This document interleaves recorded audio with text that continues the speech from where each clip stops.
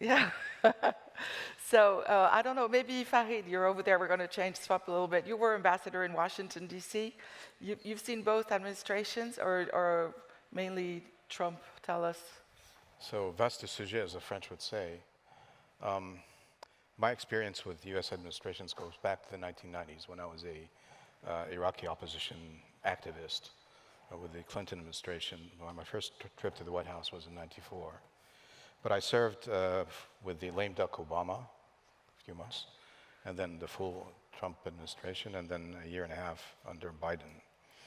And when you're talking about such a wide subject, it really helps to focus what you want to say.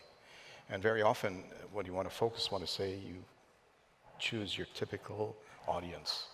And so I'm going to focus on what my typical audience right now is my successor in Washington. What can I tell him to make his job easier to understand how the Trump administration would work? May I do that? Yeah, sure. Okay. So the first thing you have to understand is that this election is completely different from the previous election. A lot of people in the United States in 2016 thought that the election was Hillary's to lose. This election, Trump won, period.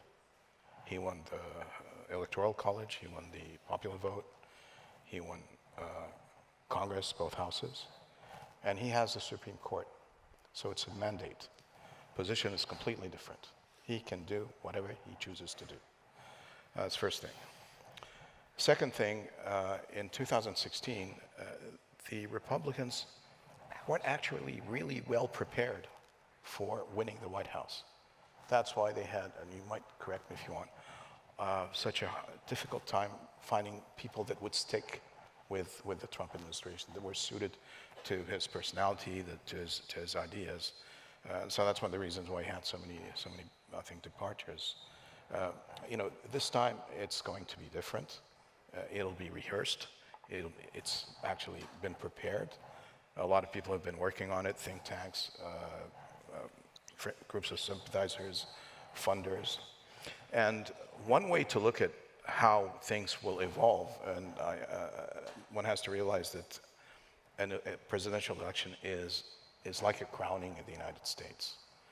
And so it comes with a lot of activities. And so I think it would be helpful for diplomats, particularly my counterpart in Washington now, to look at how the inauguration will be run. And I have the impression that it will be run in a much more effective, professional, flamboyant, I would say, way than what happened in 2016. Well, maybe